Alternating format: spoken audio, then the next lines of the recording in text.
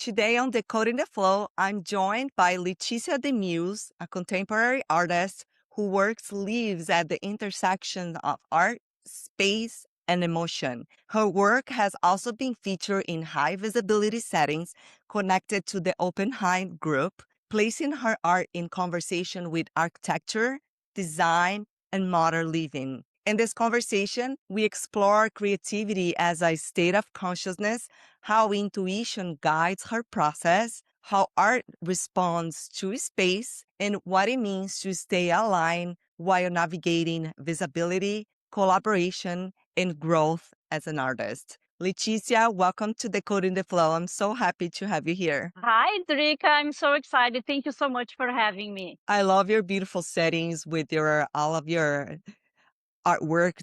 And I know I'm going bigger this year. This one is a 72 by 48, and I'm going even bigger. So get ready. Amazing. I love that. Yeah. Well, if you see the spaces that you have been put in your work, it's just a natural Yes, evolution transaction to go of the bigger because process. the houses are even bigger, I which is know a some of really good those thing. walls are like, oh my gosh, so good for us, right? Leticia, how did art enter your life first, and how did you Okay. transition later when you first moved to the United States? Okay, so so many artists they start like, oh, I started as a little girl and I've been painting my whole life. That's not my story. I always loved, photography, images, like flipping through magazines, being with art, but I didn't start painting until later in life, in my 20s actually. So my mom used to do painting classes, and one day I said, you know what, I got the free time, I'm gonna join her. So I went to art class with her and then just loved it. I started painting like little flowers and like I didn't know what I was doing, but I just knew that I loved it. So I kept painting since my 20s and then it evolved from there. When I moved here, I live in San Diego for a long time, almost 20 years now. Actually, 20 years this year. So when I moved here, I kept painting. I actually read once that if you move abroad, for some reason, there's like statistics that people change careers more often than not. And my background in Brazil was publicity advertisement. I worked for big marketing agencies and production, TV productions and commercials and things like that. So I was in the art field, but not like as a painter. When I moved here, I kept painting just as a hobby. And then my friends started asking to buy my art. And that's how it started. I started painting more and more because I saw that was being very well accepted. So fortunate for me, just evolved from there. That's beautiful. Let's talk about this study because I had a few interviews back in the days with another Brazilian artist, and we are talking about this how living abroad shifts our art and almost define us as an artist even more that if we were living back home. I know. Isn't it weird? Like you also, right? Aren't you a journalist for my Yeah. education? Why do you think that happened? We're in a new place. So it's some way it's kind of a rebirth for you. You don't need to be what you were. Well, first of all, it's not as easy in the beginning to start working in a product like the job title that I had in Brazil. I could not get that job title here, right? Because I didn't have experience here. My English wasn't my first language. My degree, I don't even know if it was valid here. I have a degree and I have a master's in marketing. So you kind of start fresh, in my opinion, and you have to start from the bottom again. So you do everything you can. Like I was waiting tables, I was doing things that I would never be doing in Brazil at that age, right? So, and then you have the opportunity to just reinvent yourself and really start. And I agree, I believe that things happen for a reason too. So maybe it was meant for me to move here and take my art as full-time artist. I don't know if I was in Brazil, I would be a full-time artist by now. So it's just That weird to think. That is so interesting because I ask this question for myself the same. I don't know if I was in Brazil, if I would be a full time artist. I've been living almost half of my life here now, but Mhm. my journalism career was so settled there that for a lot of years, I thought that was what was meant to do. Yeah, Thank you so much for it is. There is sharing. a study about. Of course. I am curious to know about your abstract paintings. How Okay. did you figure out that's what you wanted to do? Because you say you start painting flowers. Well, the flower phase didn't last at all. It was just like me playing with the paint. I don't know how to draw, Drica. I'm not a figurative painting at all. So my flowers are kind of abstract flowers in a sense. So I just, from that point, I just start realizing that what I really loved was the colors and the textures and to be playing around with the paint as opposed to being drawing little things. So I just start doing my abstract paintings from the beginning, actually. And then as size goes, it's to me, it's easier to paint a huge canvas than a small canvas Mhm. because your work is more detailed, and I love like your palm trees and your ocean. So you can do a little like you did with the minis that I loved, by the way. But for abstract, like if I'm gonna have a 5x5 canvas, I don't have space to create, right? So think about like the bigger the better, because you have more room to move and to express yourself in the best way possible. So going bigger to me was actually just a natural evolution from my career. I just realized that I like to have space to express myself as opposed to smaller. I do smaller canvas too, not as many like the 5x5s, but I do is by 20s, 12x12s, smaller canvas. Usually, like if I want to warm up, I start with the little ones and then I move to the bigger ones. And then also, as far as clients go, some of these houses are like they have big walls to fill, right? So clients are looking for the large paintings too. So it's just happened. Actually, this last week I just got a commission. I don't think I shared with you yet. Ooh, It's going that's to be the news. biggest. I'm like the biggest. It's big news because it's going to be 6 by 72 inches Wow. panels. So think Huge. about it's Congratulations. huge. That is amazing. Thank you. I know I'm a little nervous. You know how the commission work. You get like, oh my gosh, I have now it's pressure on because these are big paintings. That is But I took the incredible. challenge.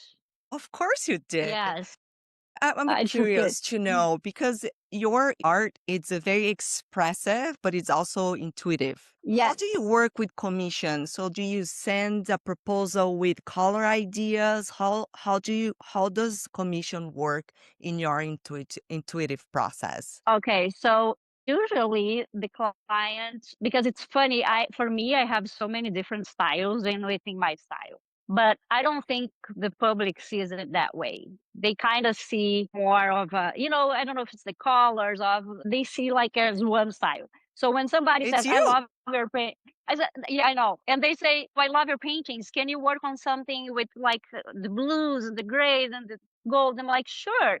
But for me, in my mind, like you gotta pick a style. Which of the five styles I have do you like, right? So because they don't see it that way, I usually send them pictures and kind of try to figure out like which ones are their favorites. So if they tell me, oh, I really like this, then I in my mind, I'm going towards that style. And then I work with their colors. Sometimes they send me swatches. This client is sending me pictures. It's out of state client. So I didn't go to the house. We did a FaceTime call. She showed me the whole house that it's almost completed. So she showed me the fireplace texture, the huge sculpture she has that's gonna be in the hallway, like things that are gonna be living with my art. And for that reason, in this particular case, she wants to be very serene because she already has so much going on around the art and they're so big that she doesn't want to fight with everything she already has going on. So it's going to be, I don't know if you can see like this one. This is my latest piece. She It's really likes beautiful. that one. So, but the colors are not her colors and the size. So it's going to be a commission. So can't wait to share that. That is amazing. I can't wait to see it either. Congratulations. And Thank artists, if you. you listen to this podcast or if you're watching on YouTube, here's your permission slip that Leticia and I are giving to you to go big. To go big. Go big or go home. And it's so interesting because you were saying about my mini paintings, and Mhm. I do love to paint small, but I also do Yeah. love to paint big. I Yeah. think the bigger ones that I've done, it's actually murals. So Here's that. I always say that I have to use a different type of my brain because they're Mhm. completely different. And I Yeah. think my biggest challenge is to keep incorporating my own style into all different medias and sizes because that requires a different. I completely agree. It's almost like you have to use a different brain to like start over. Yeah, And the murals, I just absolutely love it. I've never done a mural, but it's in my wish or list. less, but there you Yes, go. Got I it. love your mirrors. I love your it. Thank you. How does flow feels in your body to you? Flow states. The flow stage is when I come here in my studio, and it doesn't matter how I arrive. Sometimes I could be not even in the mood to paint, but I make a commitment to come here, even if it's to clean a corner, right? To do something. And then there is not one time, Drika, that I come in here, and even if I don't plan to paint, that I don't start doing something, at least something. That's why I have paint in every single clothing, because sometimes I come with the clothes not to paint. And then I start painting and I'm like, oh, I'm just going to do this corner. And then sure enough, I have paint everywhere. So the flow state to me is when I start working and I play my music and I have my diffuser and I look and I paint, and then I look on the clock and it's been like 3 hours and it felt like 20 minutes. Yeah. Doesn't that happen to you? Like you Oh, just immersed, 100%. you're immersed in that so much that the time, it's so weird. You lose completely sense of time, Yeah. right? That's That's why exactly people what happened. that's why some people compare the act of painting or creating in general, it could be a sculpture or anything, the act of creating to meditating, to meditation, right? Because your brain, like especially today's date, like with the phones and the technology and everything, we don't ever stop. So when you're doing that and you absolutely don't touch your phone for 3 or 4 hours and you don't do anything else other than immerse yourself in that painting and you look at the clock and it's been 4 hours, that's flow to me. Yeah, focus follows flow. So if you are completely immersed on that activity in hand, will Yeah. achieve flow. Especially they say it's like a 90 minutes focus attention. Also knowing exactly what you're going to do, even if you don't have a completely clear vision of the outcome, but you know what Yes. you're doing it. And maybe you're Yes. doing it a slightly different way, like experimenting. Mhm. That's almost like the settings that they say for you to be able to achieve one of them at least to achieve. Wow, I should be asking you because you're the one who wrote the book about flow, right? I'm obsessed and With the subject. with the subject. So that's Uh-huh. why I like to ask because Mhm. it doesn't matter exactly you're creating. If you ask like how does the feel in your body, it's almost 100% the same because that's what flow is. And Yeah. it becomes more clear and clear. And it's still some people don't even know what flow is. So I love asking and sharing this information Mhm. so people can look up for it. And I'm 'Cause sure it's different people have different answers too. yeah, yeah. But they're usually the same. You lose track of time Yeah. and you have that feedback loop that keep happening. So you know exactly what to do next without having your Mhm. rational brain staying in the middle. Yeah, exactly. It's like intuitive. You're just keep doing, and that's what painting really is to me, at least. I'm not like a planner. I'm gonna do this today. I'm gonna do that. It's like I start. I can have an idea of what I wanna do, but the middle. I love that. I saw a mug the other day. You probably read it. It's like the beginning. You start a painting, and the artist goes, "Wow, this is amazing." And then the middle is like, my gosh, this is so bad. It's not gonna turn into anything, right? The messy middle The where you messy think, middle. oh, you lost it. You lost it. You can do one more painting. The best ones were behind you. Your career Yeah. is over. And then after the messy middle that looks really ugly, you do something somehow, and then wow, this is it. It's ready, and I love it. Isn't it like that to you? Totally. Like it's like the messy middle. I You feel like quitting. You feel like starting another one, and then you some weirdly like just like life. You push through it, and you get a It's good. almost like a magic. I always call my magic I think so touch. too. Yeah. Yes. I believe it's got, and I believe it's somebody else up there is also doing something there, because sometimes I look and I'm like, okay, how did I make that? How? Like I love it so much. I really created. Isn't that funny? Thank you so much for sharing. I Yeah. love to know your process. It's really beautiful. You're welcome. So your work Thank lives you. inside beautiful curated homes and design environments. How does knowing your art will exist in a space like that influence the way that you create? Well, I don't know if it influences the way that I created, but what I love the most about when my paintings find, this beautiful homes and amazing clients is to when I can see it. The whole point is to see the family living with my art in such a beautiful space, something that they're gonna cherish for years, and they're gonna live with in their everyday lives, all their memories with everything else that they love, pieces that they collect from travels, and like what makes the family's home a home.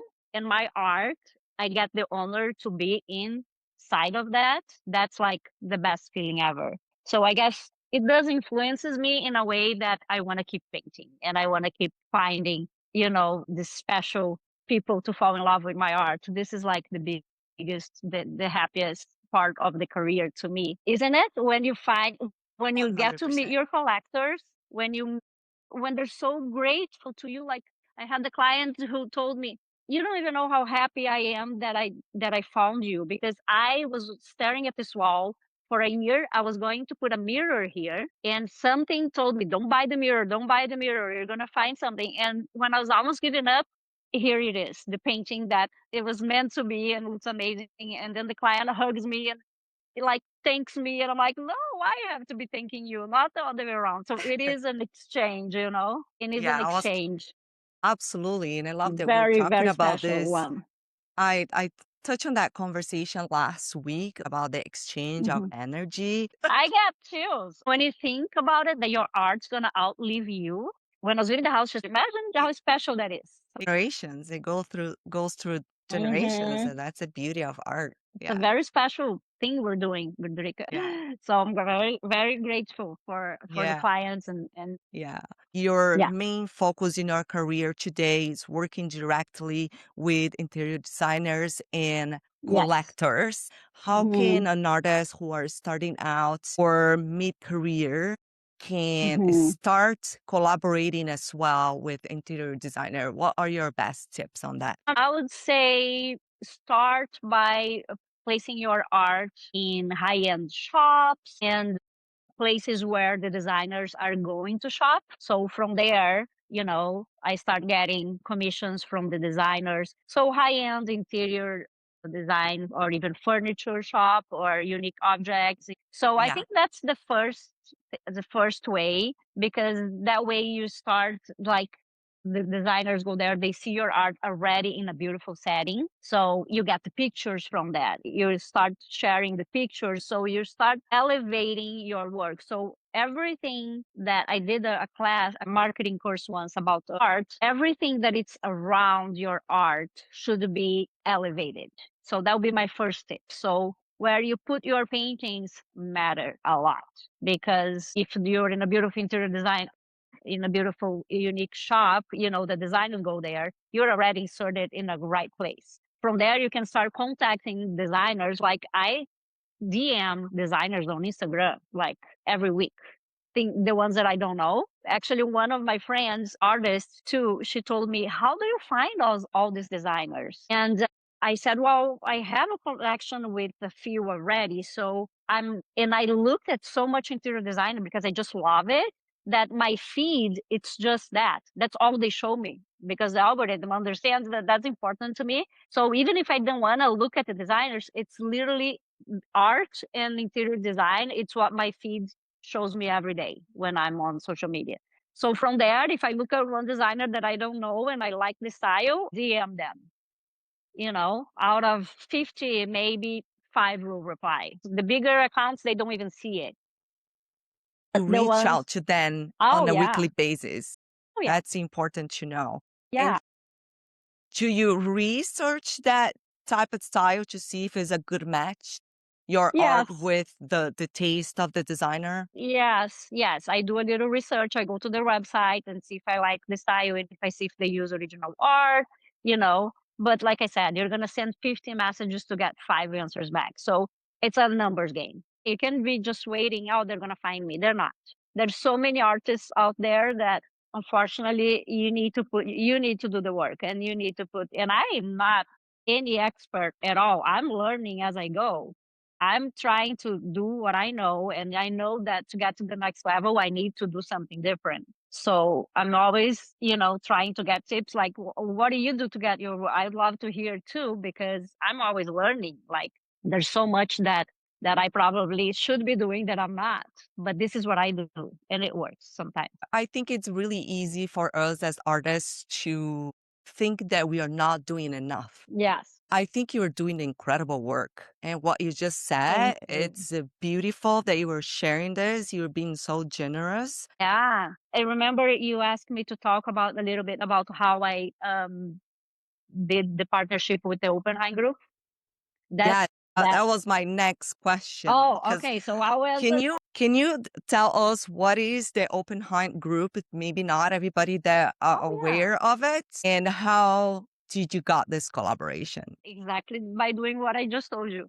So Oppenheim Group is they have the Netflix show Selling Sunset. I don't know if everybody watched it. And then they have Selling Sunset in LA and Selling OC in Orange County. So when I learned that they opened an office in La Jolla, so I went on the website and I looked for the agent's informations and I simply emailed every single agent with my paintings, introducing myself, letting them know that I was local and that I loved La Jolla and that I had already clients in La Jolla. I had the interior design shop that sells my work in La Jolla because I also work with stagers. Stagers are the people that stage the homes when they are going to go for sale, right? We bring the art to those houses, and in the end, when the buyer loves the art, sometimes they buy it, sometimes they don't.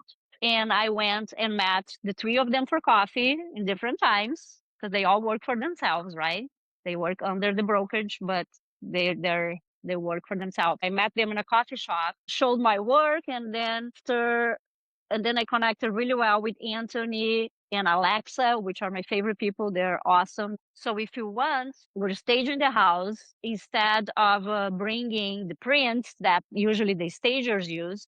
We're gonna bring your art into the house. I think you remember they got me to paint live in that party, and I've never painted live before that. That is So we did. incredible. Yes. So and it was very successful because the sellers, the people, the couple, amazing people who were selling the home fell in love with the painting that I painted. And then from that event, I start staging some of the houses. So when it's the high end homes, sometimes they pay me a fee and I bring my art to make the home more elevated because original art elevates the property and even maybe helps to sell faster. Who knows? So it's a good partnership. I love they're amazing. That's so great. Okay, there's And see so how I many got things that and I you want see to unpack here, okay. but I want you to finish what you're saying. Oh no, I was just gonna say, see how everything happened also from me emailing them. I didn't wait for them to. How many artists could have done that? Think about how many artists are in San Diego, and they chose me because I was the one who Reach who out. reached out. Yeah. Yeah, I really love what you say that you position yourself in such a way that I see a lot of artists having difficult on it. The way that you say that art elevates the space, you already know. I mean, it's your Yeah. mindset so clear on that. That is no doubt the Mhm. other person won't see your art like that. Oh yeah. Really important that I want every single one who are listening to this to understand the value that your art will bring to any environment in any settings that is in. Yes, So thank you. absolutely. And I Hmm. am 1000% sure that that mindset that you have right there that is bringing all these 10 million homes to match with Hmm. your art because you Yeah, believe that. I truly do. Because to me, it's just a matter of meeting the right people and getting my art, getting my more eyes on my art. Because after when I meet the people, they tell me that, you know, they tell me that. They thank me instead of me thinking. It's like they're so grateful because it is an exchange and they see that, they value that. So why am I not going to value my own work just like that? I have to. Yeah. And I love it that you never asked permission. You just did it, what you feel called to do, and you reached out to the people who are able to help you toward the end, and you are helping them too. Yeah. Yeah, it was really good collaboration. And we still collaborate to this day with other listings. That is so amazing. Well, thank you for sharing. Let's say an artist really wanted to do that, but for some reason have trouble on that specific mindset Mhm. related to visibility. What Mhm. can you say to them to really help them navigate this? I think it's also a process. It's not like I was thinking that way 20 years ago. It depends on what point you are in your career. Like I've been doing this for 20 years. So of course, a person who just started painting a year ago is not going to have the same confidence because they haven't had enough wins in their career to look back and say, "Oh, I did this right. I did." They're just starting out. So it's something that it's going to come with time. Nothing happens in 1 year or 2 years. So I think that's a good point to bring too. Depends on what stage you are. But also work your mind since the beginning. Because if I had worked my mind 20 years ago, maybe I would have having these opportunities way faster in my career, right?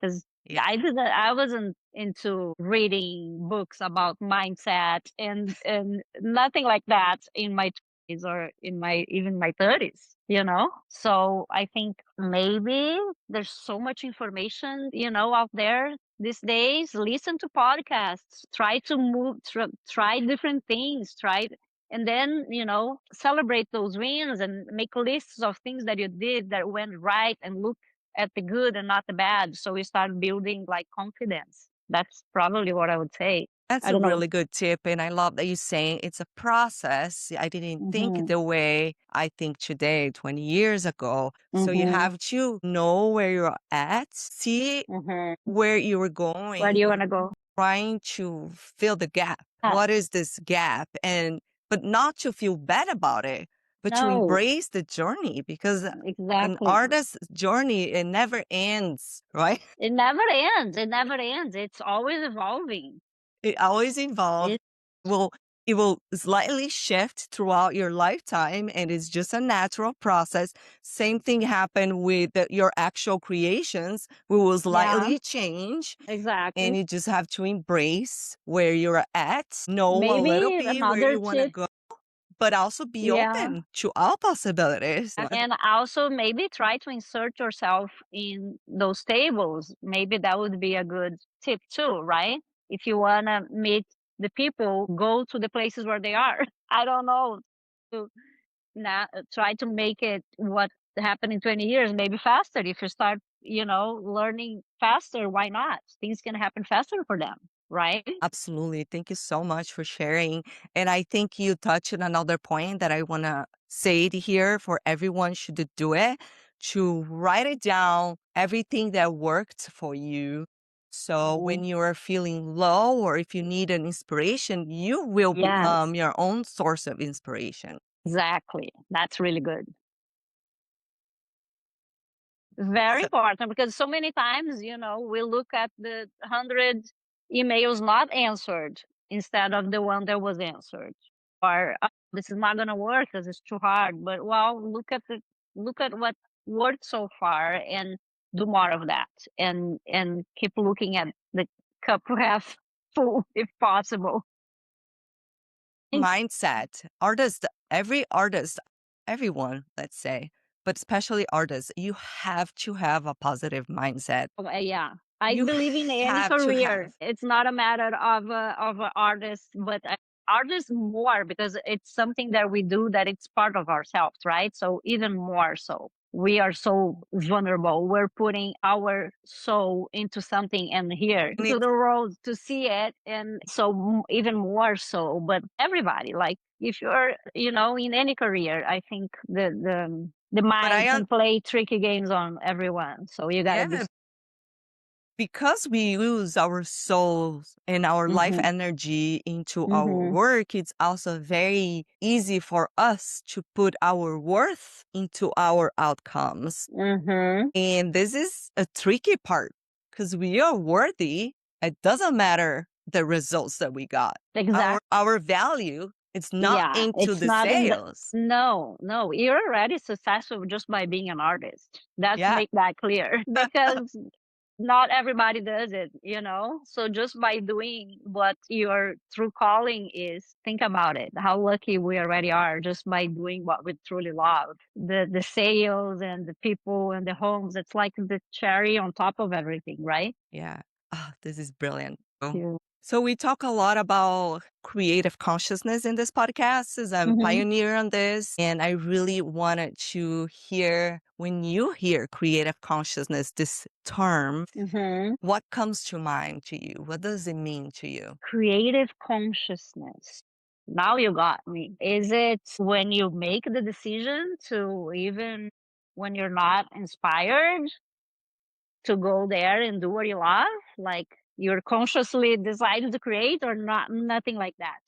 Love that. It could be. I mean, Okay. Well, that's there's why no I right like and to wrong. ask. Okay. For me, creative consciousness is I was gonna ask you, what is it? So, when you create your life through design, not by default. You oh, I don't love that. react to life. You Yes, you create. plan. I love that because I was talking to a friend the other day and we're just talking about that exactly thing. There's so many people that live in the autopilot, The autopilot, that's the reactive mode. the Yep. reactive mode. It isn't it crazy that so many people actually live like that? And then there's us that we try to create consciousness, like you're saying, and I don't even think that I before. It's almost like when you start maturing is when you start seeing life that way. When you're younger, you are not creating consciousness. You're just living and right. Yeah. But then when you start to aging, I think that's when you start creating consciously because then you realize that you only have this life and you're not going to waste it. So you need to be intentional with everything, right? To where you're going. To where you're going. Yeah. To what Who you are you want. being? Yes. I love that. It's all about who are you being? Are you being someone who is aligned to your goals? Yeah. Or are Or, you yeah. being reactive because you fear something is going to go wrong?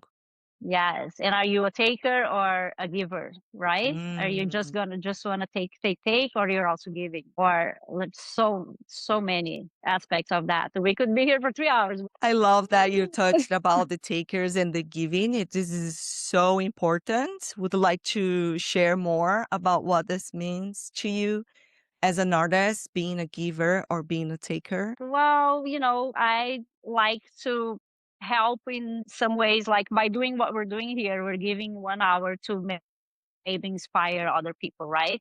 Like little things. It doesn't need to be like you're the director of a huge charity. Like I donate to small causes, like some paintings to galas at the school that my son goes, that helps fund money for the school and things like that. But I think that there's so many ways that you can give other than giving money, like having a honest conversation with someone, having when I have a friend who's going like to I have like many artist friends, right? And we go through phases. So sometimes I am like, oh, I'm in a funk, and I call her, and then she goes, oh, this I'm like nothing is happening to me. Let's go for coffee. So, we encourage each other. We say, no, this is gonna, it's gonna pass. How about you do this, that? Let's go brainstorm what we can do. How can we help each other? Like I'll share something that's working for me. You share. So there's so many ways you can give that. That's how I see it, in little things, everyday life things. It's more about who you are and having that mindset of also not thinking of me all the time, maybe. And just that mindset that we were talking earlier, when you put your art into those environments and to Hmm. the simple fact that you believe that it's going to uplift the environment, that's a Hmm. giving mindset. It's not a taker. True. Yeah. Not putting your art because you want to take the money, you want Yeah. people to buy it. You are first Yeah. putting You're your helping art making because the you're place helping. beautiful. Yep, Yeah. yep. Yeah. That So it is is right. not, it is an actual act of giving, but it's also Hmm. the way that you show up. It can be as Hmm. a giving or Also, a taker. absolutely. Yeah. Just put there Let's because say on social media, for example, when you share something, are you sharing to get likes or are you sharing because you think it's going to uplift somebody? yeah, So, exactly. So it's all about the message too, right? yeah, Yeah, I love that. so Yeah, cool. you have a good point there. What are you currently exploring creatively and energetically that feels important to you right now? Okay, so yeah, first the project that is exciting, the biggest project of my life. Maybe I will keep going bigger and bigger. I don't know. I'm gonna see how the canvas is gonna enter my studio doors and how I'm gonna transport. So that's gonna be interesting to see what comes out of that. In the other for the other question about what I'm exploring, I don't know. I'm doing a lot of different things. I'm working with textures and different collages that I do on the smaller paintings. So I brought sand for on the beach. I have window screens. I have raffia. I have like all these different things that I'm working on just as like experiments. And I also want to do different classes this year. I think, like I said, I'm not a figurative painter, but I think like a drawing class or something like that, just to do something different in my brain and see what comes out of that. So I need to look for, this is on my list for 2026, do different workshops, things that I usually don't do in the studio. So just to mix it up a little bit and see what comes out of that. And then inspiration, like I'm going to Mexico in a week. So that's part of course, how I am I gather inspiration in trips and of course everyday things too. But I think Mexico, it's going to be a good way to start the year. I'm going for actually some meetings too. So that's another exciting project. So Yeah. So I have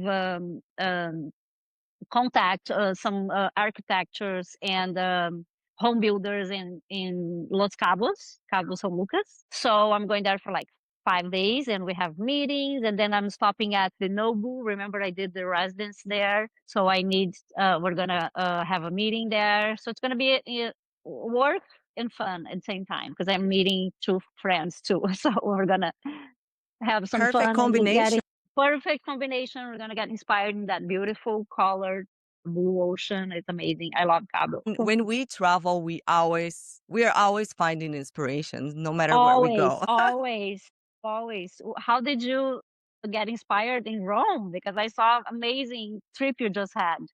You were just in Italy, right? Yeah, I was there for 2 weeks. It was so amazing. 2 weeks is a good time. Yeah, I've never been to Europe during winter time, so Uh it was huh. even extra special to To have see that the feeling to be on the cold in Italy. It's a completely different yeah. experience than when you go in summertime. I bet. I've never been in the winter either. I always go like September Yeah. when I go, but I've never been in the cold. That must be so charming and everything. Completely different. Yeah, it was amazing. So great. Leticia, thank you so much for sharing your wisdom and giving so many good tips. And where can people My find you? pleasure. How people can find So you, they can follow you, um see your creations? okay, so on Instagram I am under Leticia Demeuse Fine Art. So Leticia Leticia Demeuse Demeuse Fine Art. And then my website's just my name, leticiademeuse.com. And yeah, I'd love to hear and connect with more more artists. I'm always like so excited when I make a new artist friend like you. I'm like so grateful for you. We met, remember, through COVID, and you made me do my first and my first live, and I was like, no, I don't do videos, and you convinced me, and you put me on the line, and you put me sitting on the chair, and I'm grateful for you. And here I am again. I don't do these There you videos that go. often. It's just for you. Thank you. No, thank you. You're And I think welcome. we met through Instagram. It was through I yeah, Instagram. see another thing. Yeah, I think I start following you and I DM you. See, I'm persistent. Let's all be a little Mhm. bit like Leticia. Never Yes. fear the outcome. Put yourself No. out there. Yes. You know what? Nobody's getting any younger. We can't think about it's gonna happen. It's gonna happen one day. No, it's gonna happen this year. It's the best year to start actually because the year one, the horse year. Let's do this, guys. I needed this so much. You're the best. Such a good vibes. Thank So you, good to Leticia, talk to again. I'm going to you. make sure to put all of your information in the show notes. And if you love this podcast, please write what was your Oh, best yes, I'll takeaway. definitely share with all my friends and everything. Thank you so much, Drica. Keep doing your magic. You're amazing. You too. Thank you so Okay. much. Thank you. Have a good day. You Bye too. bye. Bye bye.